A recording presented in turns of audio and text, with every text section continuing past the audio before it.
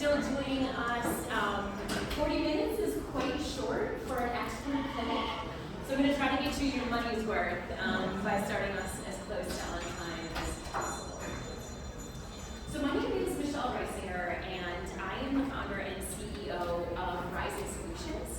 We are an innovation strategy firm based here in Washington, D.C., and we wanted to spend the next 40 minutes with you unpacking a rather provocative statement. Does the international development sector truly innovate? Show of hands, do we truly innovate? I got 1 half, 2 half hands. All right, you're in the right room. We're gonna have a great conversation. So I want to start us off by talking a little bit about our agenda. This is your time here at InterAction. If this agenda does not look like your cup of tea, I will not be offended if you choose to go to a different session. I want you to feel engaged and excited by the content. So the next 40 minutes, we're going to start with a conversation about understanding constraints to social sector innovation. Because we do have some idiosyncrasies when it comes to innovating in the international development and even broader social sector. Then we're going to look at the difference between innovation versus optimization. Because within the constraints of our social sector environment, there's a lot of muddiness around innovation and optimization. We often don't even label optimization efforts. We don't even call them by name. Then we're going to introduce to you a tool that we've developed to help you better identify, is a concept, a solution, an initiative, a new idea, actually innovation, or is it optimization? And what considerations go with that plot?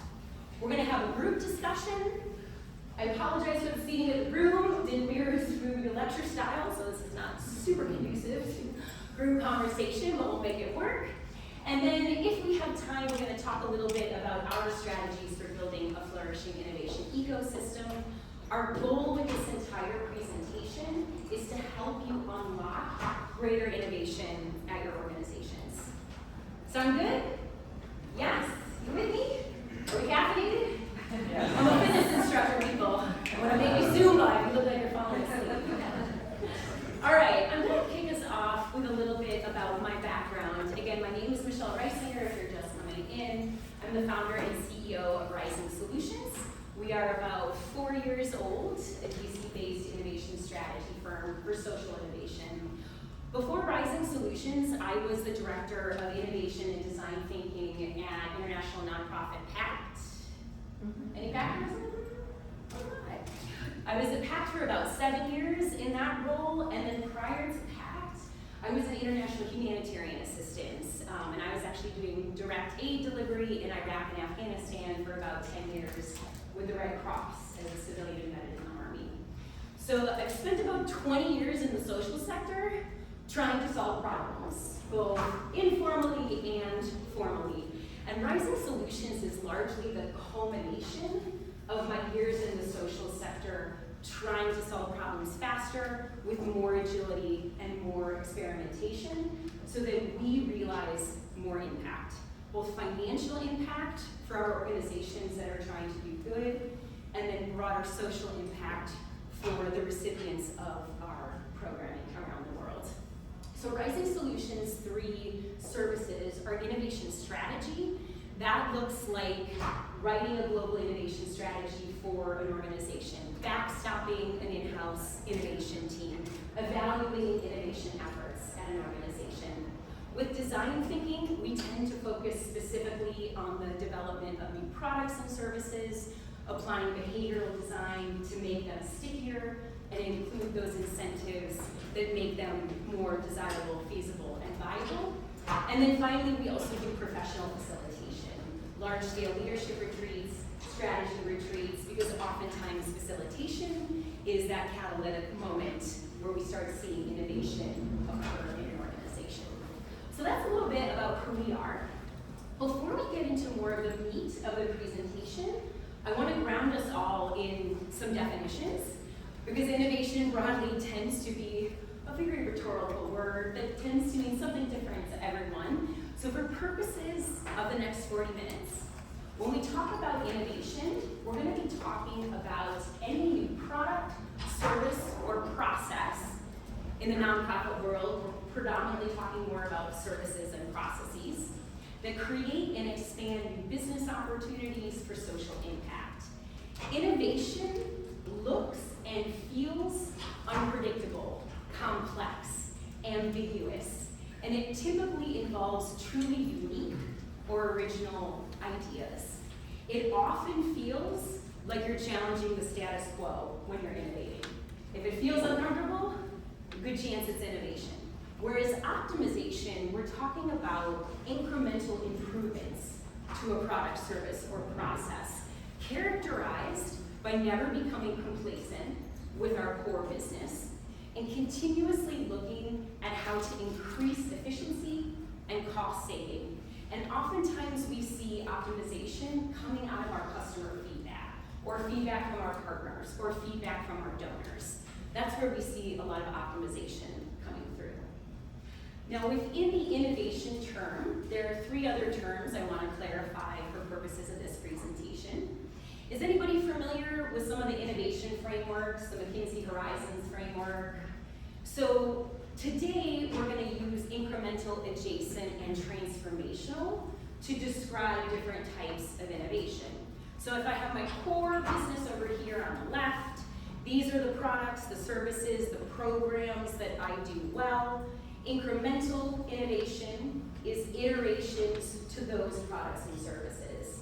Those are quite small improvements to the products and services. An example in our context would be digitizing a microfinance savings program or a community savings program. We've got the content, we've got the customers, and you can get an off-the-shelf digital package that you don't have to develop from scratch. That's incremental innovation. We've already got it all, we're just going to change that vehicle, incremental. Adjacent innovation is when we move into new to the company or new to the organization business. We're serving adjacent or tangential markets and adjacent customers. So in our space, this might look like pivoting a food security program into a local restaurant model. We're changing up the business model. We may still be serving those customers or recipients of our programming, but we may also be serving new customers through that model as well. So that's really building off of something we already have, but changing it up enough so that it looks and feels different. There's a bit of risk involved there. And finally, with our transformational, now I'm over here on the other end of the spectrum, this is that breakthrough disruptive innovation. This is creating new markets that don't exist yet and building new things. In our case, in our sector, this might be a climate change NGO that decides that they want to build a carbon offset bank. Totally new for them. By the way, I've worked on all 3 of these projects. This is where these examples are coming from. So these are examples of how innovation is already happening in our space. So we've got innovation and optimization, and we've got incremental, adjacent, and transformational. Yes? You with me? All right. So let's talk about social sector innovation. I am not going to say anything that all of you don't already know and feel in this slide, probably on a regular basis. But when you put them all together and you explain it in this way, I hope you see the impact of the constraints in an environment where we're trying to innovate. Our sector tends to reward linear approaches. We tend to see our programs coming out in 2, 3, 5-year timelines. They tend to be linear time, not cyclical or iterative time. Sometimes we see basic, not as much. And we see outputs and outcomes that have already been projected 2, 3, 5 years out from the program. So there are a lot of assumptions in this linear programming that we'll be able to deliver. Then you combine that with prescriptive design. So how many of you have worked on RFPs before, where you're on the team, and you're having this existential conversation of, do we write in this new approach? Are they going to think it's not evidence-based? Are they going to knock us if we write it? How aligned to this RFP do we need to be? So that conversation in and of itself, where you're trying to figure out how prescriptive do I have to be? Are there any spaces for anything new? Oftentimes InPact, the innovation team, would be brought in to try to bring in some kind of competitive advantage to a proposal, and then we won the proposal and they cut out all the innovation work. Okay. So we have prescriptive design and we have expert mindsets. Now there's nothing wrong with having experts. However, when you elevate the expert mindset, you imply that this person has all the answers. They lose the ability to say, I don't know the answer to that question. And they're your senior director of civic engagement, and it's like, well, what am I paying you for then? So they lose the ability to collaborate, to ask questions, to not make assumptions. And we really set this role up on a pedestal, and we close them off to the ability to ask questions. Then finally, because of our linear approaches, prescriptive design, we've got restrictive systems in our nonprofits. We're trying to do our due diligence for our government contracts. So in-house, we've absorbed a restricted environment because our job in-house is to do the due diligence of operating that brand, and we change the entire internal ecosystem with that. We also, of course, have budget constraints in the nonprofit space. We have limited unrestricted funding that we can invest back into our company for additional experimentation. So, how does that feel? Did I miss anything? So, we're already operating in a tough umbrella for innovation. We do not have a lot of organic spaces to innovate naturally. We have to work very hard to create spaces to innovate.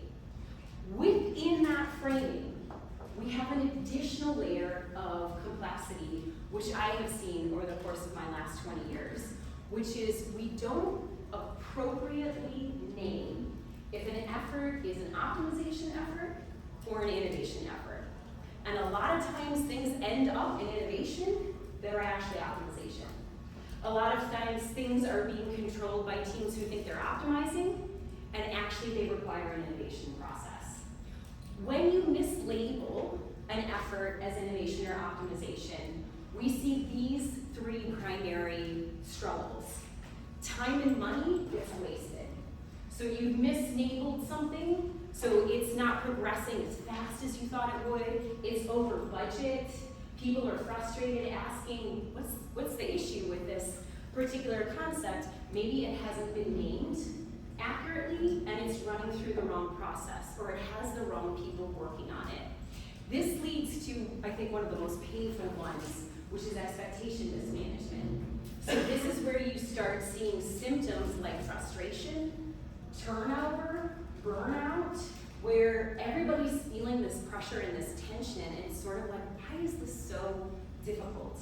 It may not have been adequately resourced or capacitated from the beginning. And then there are forecasting ramifications. If you're thinking that a particular initiative or a particular concept is going to make you money down the road and it's just not looking like that, then your forecasting is off. And so innovation versus optimization is a conversation we're trying to bring as a part of this broader innovation conversation in our space. So if you take anything away from this presentation, I want it to be these three learning points. Point number one, in the question of innovation versus optimization, the design of your internal systems and processes influence your ability to do one or the other well. If your systems and processes are designed to optimize, they're going to attack your innovation efforts. And they do that by design. Because optimization is supposed to keep the train on the tracks. It's supposed to keep the lights on. Innovation disrupts that. So immediately the antibodies start to swell. You feel the inertia of the organization. Has anybody worked on one of these initiatives? It's palpable when you can feel that you're pushing the ball uphill by yourself. The design of your workplace systems and processes indicates whether you do one or the other well. If you are an established organization By that, I mean you've been probably around for 10 to 15 years. You're known on the market for a certain set of skills. You employ experts, and you're not immediately at risk of disruption. You're going to need to be more intentional about your innovation efforts. Because at this point, you've got systems in place that are designed to maintain the status quo.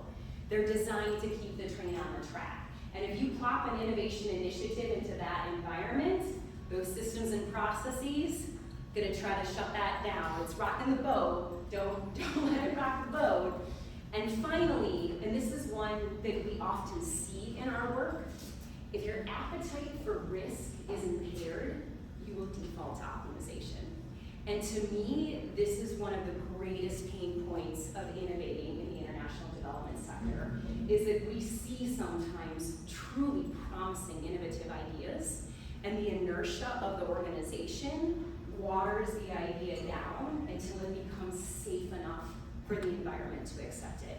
And to me, that's also quite tragic, because there are things we can do to pull the concept out of that environment so that it survives. Y'all with me so far? Okay, and we'll get more interactive, I promise. Gotta get the baseline content. So, this is our innovation versus optimization plot. When we work with organizations, when we assess their propensity for innovation, first of all, we actually introduce a tool that helps them identify what are they inclined to do. Are they inclined to innovate? Are they inclined to optimize? Are they a bit of a hybrid? We do have some hybrid organizations.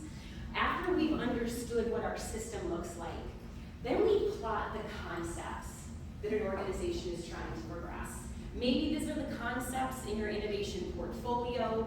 Maybe this is a new initiative that you're banking on. You don't even have to be calling it innovation. What this tool really does is it helps you assess, should I be labeling this an optimization effort or an innovation effort? And by extension, how do I staff, resource, and develop appropriate timelines for this concept? When you can get it right from the beginning, you save that time and money, you save that expectation mismanagement, and you save your business forecasting. So on our plot, we're looking at two major variables here. We're looking at novelty on the right, remembering back to the definition of innovation. True innovation is unique and original. So we're looking at novelty on one side and ambiguity on the other side. How unpredictable is this concept going to be to progress? And what we find, and what we have found, and part of the reason why we developed this plot, was that we often see, as I mentioned before, ideas that start out in that golden zone for innovation, and we watch the idea backslide. And we watch the inertia of the organization pull that idea down to something that feels safer in the organization. I literally was at the point with one concept where we were about to spin off a social enterprise in Zambia, and all we needed was the board to sign off on the creation of the new business model, and the whole thing fell apart. And at that point, the inertia of the organization, the risk aversion took over, and everybody pulled back. So we've created this plot to try to prevent that from happening. Now what I'd like you to do is to plot a concept of your own. So if you have pen and paper, but you can also just do a mental plot as well, I'd like to ask you to think of an idea in your organization. You could be calling it innovation, you could be calling it optimization, you could just call it a new initiative, it could feel creative or different, but it's something that feels a little disruptive to the system. I want you to take a moment now and do the plot, either physically on a piece of paper or just in your head. You can draw that XY axis if you have paper, or you can just do a visual plot in your head. A concept, a solution, an initiative, something that feels new at your organization. You can just put down an X, you can put down a circle. Where are you going to plot this concept?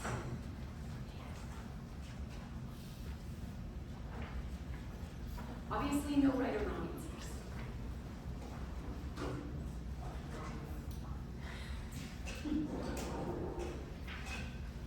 Your two axes and novelty. How ambiguous is this concept to launch in terms of people, time, resources? How novel is it to the market? And this is just your perception.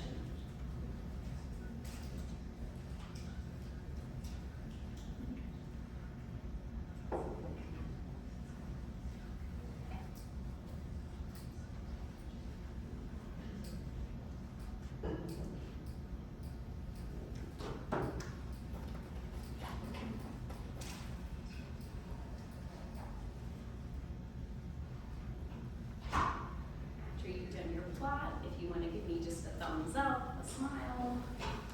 I got one thumbs up. All right. 2.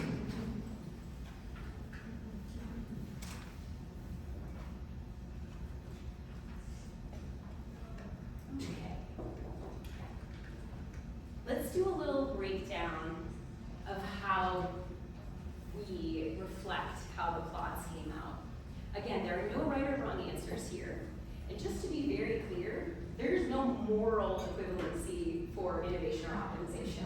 I'm an innovation person, so I tend to lean towards that, but they are both important, acceptable, needed, and really what I'm trying to get across here is different systems, people, and environments are needed to do one or the other. So, let's look at this breakdown.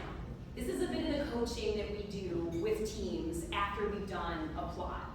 And one of my favorite parts about after doing a plot is seeing all the different places that teams plotted on the same concept.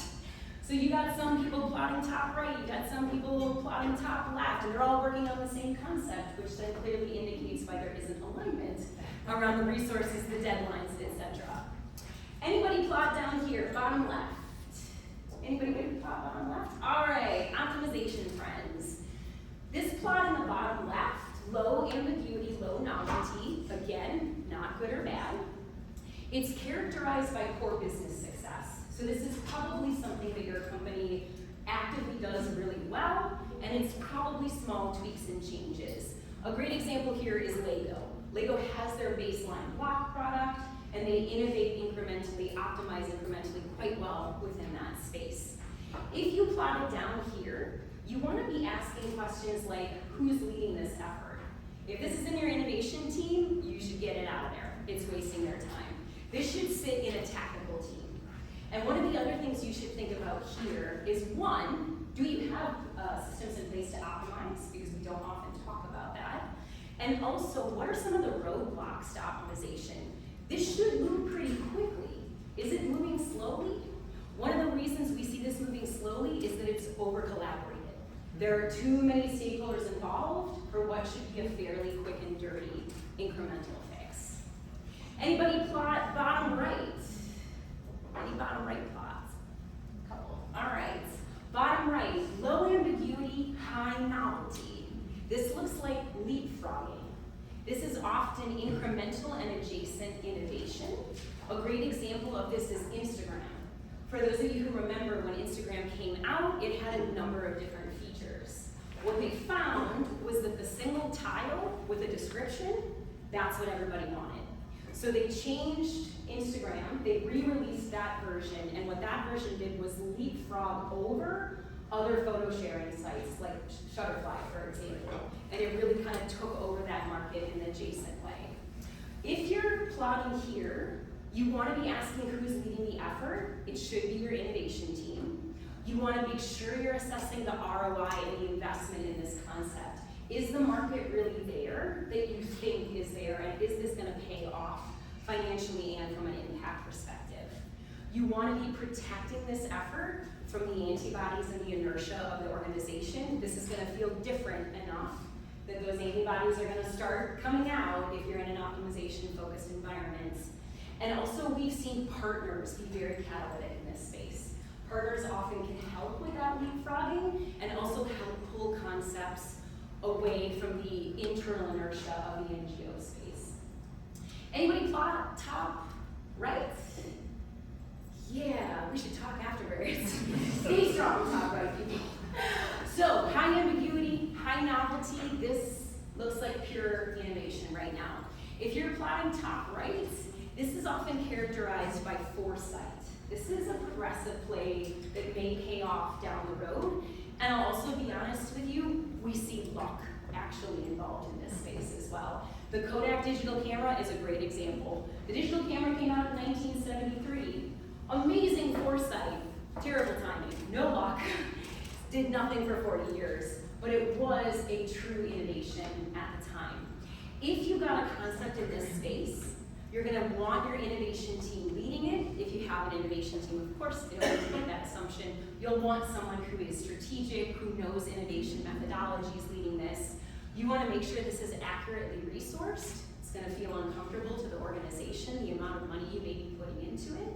It's gonna need to be protected. For my C-suite members in the audience, research has shown the closer an innovation team is to a C-suite champion, the better off it does. Because that C-suite champion is able to unlock some of those systematic and procedural steps that often an idea gets stuck in. And finally, this is where you have to make sure that this idea stays in that top right plot and does not start fading back into the other quadrants because of the inertia of the organization. Finally, top left. Anybody plot up here? All right, my friends up here, be afraid. This is the riskiest area for innovation. Because what happens in this space, we call this false innovation. This is high ambiguity, low novelty. Kind of a tricky combination to begin with. High ambiguity, low novelty. And what we see in this space is it's tangential markets, and it usually sounds like, well, we're great at this, so we can be great at that too. That's what it sounds like. So we're a climate NGO, we should go into recycling, we'll be great at that. We do adult education, we should go into youth education. That's what it sounds like. It's tangential to your core business, but you may not actually have any capes in it, but more importantly, a whole lot of other people already do. And there isn't market space for you. If something plots up here, a lot of what we do is say, go back to your market research. Go back to the market. Did you do enough? Let's do another round of it. Are you sure this is where you want to be? So there are ways to still make this work, but it's a higher risk area because the space is already saturated, but nonprofits like it here because it feels like your core business. It feels safer. It feels like a risk, but not that much of a risk. And oftentimes, this is where we see the ROI does not pay off. And this is, if you're in the innovation space, zombie projects live up in that top left quadrant. Projects that just keep going, that somebody is excited about, but somehow it never gets out the door and never really pays off. So, I want to give you all a chance to talk to each other about this. So I'm going to ask you to turn to your partner. Groups of 3 are just fine. You can turn behind you or in front of you as well. Yes, please. Just to ask you a question before you go on, can you bridge those 4 quadrants? Can an idea or a implementation strategy be optimizing things, but at the same time have other aspects that might be innovative and changing either in the operating model or the financing and other things? And how do you balance those if you can do that in multiple quadrants? Such a good question, because I actually have a client that's doing that right now. So they are digitizing their private giving, and one effort is what we would call optimization, and then another effort is really a long-term play, and we are keeping them away from each other. So if you're optimizing, you may be giving updates to the group that's in the top right, so they can be aware of what the changes are happening, but they're not on the same core team, and we're using different processes to progress it. And that's a really good question, because it's kind of covering both bases at once, which is we recognize a present need for this optimization, but we also are looking future term and what can come out of it. It's such a good question. And we also see things moving around the plot. So when we work with teams long term, we'll plot again in a couple months. Did it backslide? What happened? Did it go farther out? Is it still resourced? So I do want to give you a chance to talk to each other about this. 3 questions that you can spend a little time on. How are your current systems affecting your innovation efforts? Again, totally okay if you don't have a formal innovation effort. You're all doing creative things. whatever labeling you might have to them. Talk a bit about the system at your organization. And then if you also are so inclined, talk a bit about the plot. Was it innovation or optimization? Why or why not? And do you think it'll come to fruition in the environment it's currently in? So we're gonna have a few minutes to talk to your partners, and then we'll come back as a group. Yes? All right, turn left, turn right.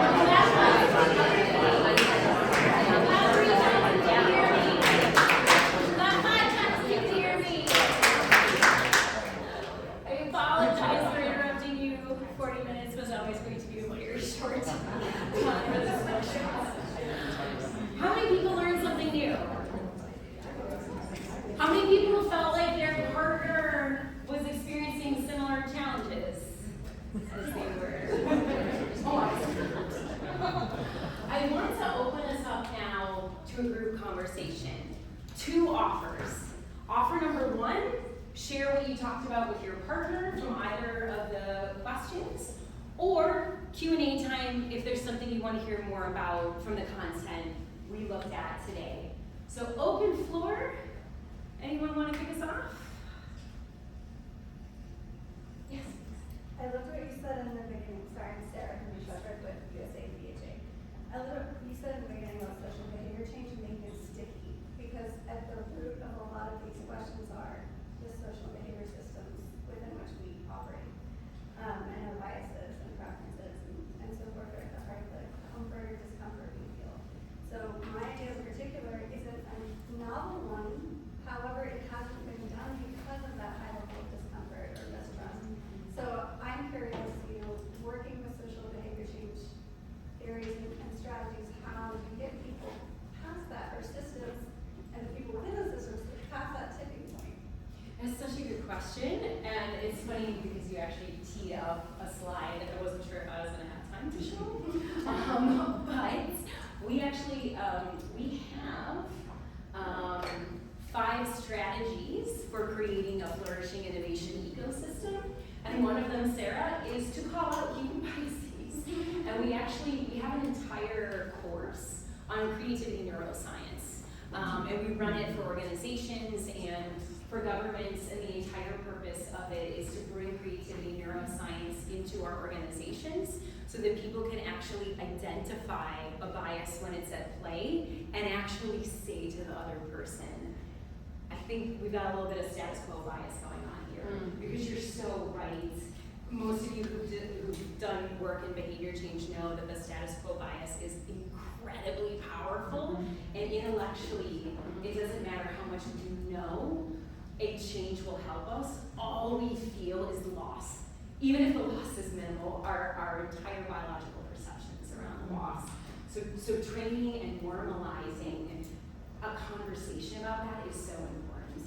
Well said. And thanks to BJ, you guys got some great innovation stuff out there too. Yes, please. I'm just curious here, view on this.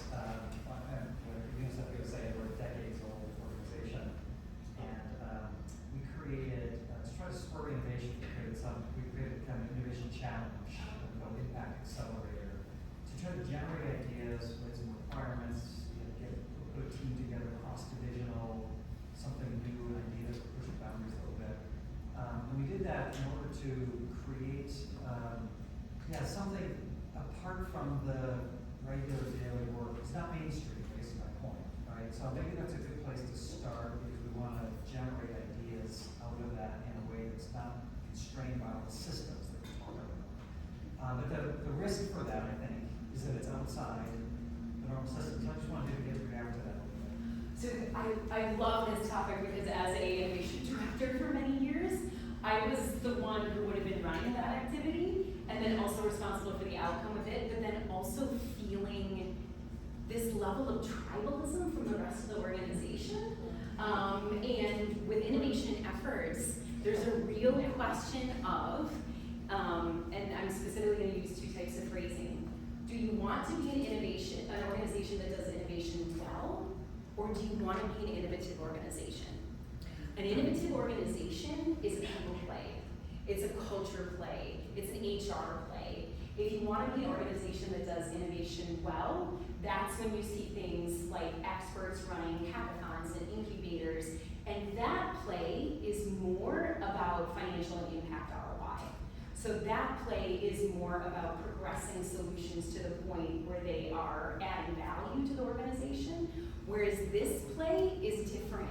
It's different activities, it's different strategies, and oftentimes we see organizations trying to do both at the same time, and it often does not work. And I actually have a client, we just had an existential conversation about a month ago, because they wanted to do both, and the challenging part about doing both is that it sends mixed messages. On the one side, it's everyone's an innovator, and everyone can innovate at any time, and on the other side, it's a discrete suite of activities that only some people participate in. One of the best ways that you can create awareness around those types of activities is using language of innovation as a business imperative. And that's one thing that we don't often see at nonprofits, because R&D is not usually a part of our DNA. And so it's not commonly thought amongst the broader staff. We should always be innovating, we should always be forecasting, we should always know what the market is doing. We tend not to think like that in the nonprofit space.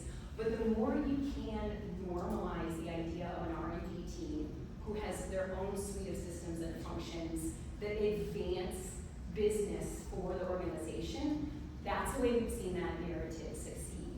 Whereas if you want your people trained, it's a very different approach. It's much softer, and it looks like embedding innovation in your performance reviews. It looks like hiring for propensity for innovation, which is actually one of these up here, this generator and conceptualizer. This is from an assessment called Ambassador Profile. I love Ambassador. It has people identified as 4 types of problem solvers: generator, conceptualizer, optimizer, implementer. Of all the years I've implemented the profile in the nonprofit sector, 60% of an organization is an implementer, 30% is an optimizer. The remaining are your generators and your conceptualizers, and they're probably the people you already think of when you're like, man, I need a new idea. I'm gonna go talk to so-and-so.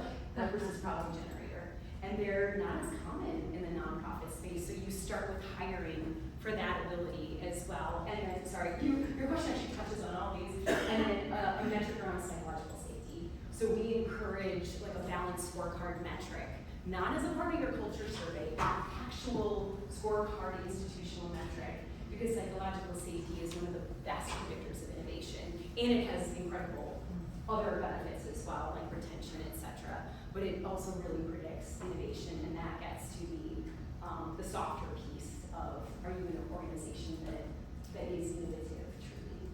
Sorry, that was a rabbit hole answer. I hope we got it. There's one follow-up. Does one potentially lead to the other? So set aside a little bit to generate your idea, but begins to influence the whole list. Yes, exactly. And often if you want to do both, we sequence the rollout of the different activities and the different trainings. And it may also be that the culture piece just takes time. It's going to be a new norm for the organization. Yes, please. Do you recommend against innovation in some cases? Is there too much innovation because you're talking about the psychological safety and too much change and everybody's in chaos and can't, Everybody's transforming their business models. So, we have to section it off, we're gonna do innovation for this time, and then we're gonna let people a little bit at peace get their feet on the ground and go again. Do you see that? Or We do. So oftentimes they go hand in hand. The organization is already saying, we can't always rely on USA government funding, we've got to innovate, we've got to change our business model. And those are the same clients that are saying, rightfully so, we should have an R&D team. We should be looking at different horizons of business. So it's the right question. And the behavior change points, there's something called reactance in behavior change, when your people are at their absolute change max capacity. And you'll have seen this, they shut everything down. Everything, and just even the smallest change there. The friend next to feels like here. And they're at their capacity, nothing new. And a reactive organization, that would be an organization where I'd say we're not ready for innovation. And we even have a client who's doing both right now, and we delayed the rollout of their innovation practice for 2 years because it was like the antibodies around this are just so high, they can't take one more thing. But it's a really good question because you've got the organization and then you've got the business imperative. And as a senior leader, how many people are C-suite in here, out of curiosity?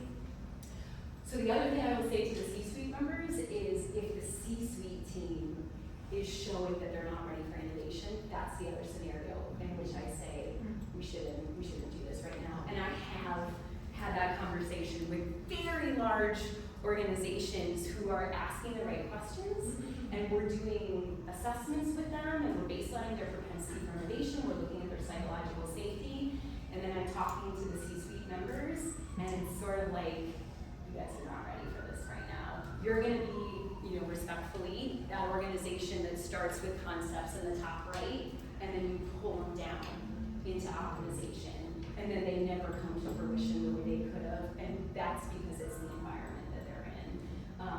so that would be the other scenario in which I would say it's not the time. Just building on that, you must have always had in your organization, is it good to have the antibodies? Good question. So there's so this is back to psychological safety again.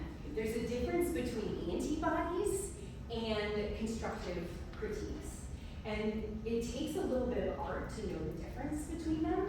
And when somebody just keeps saying no, despite your effort to explain and address their questions, you've addressed all their data points, and they still come back with, no, I don't think it's a good idea, that is what an antibody looks like.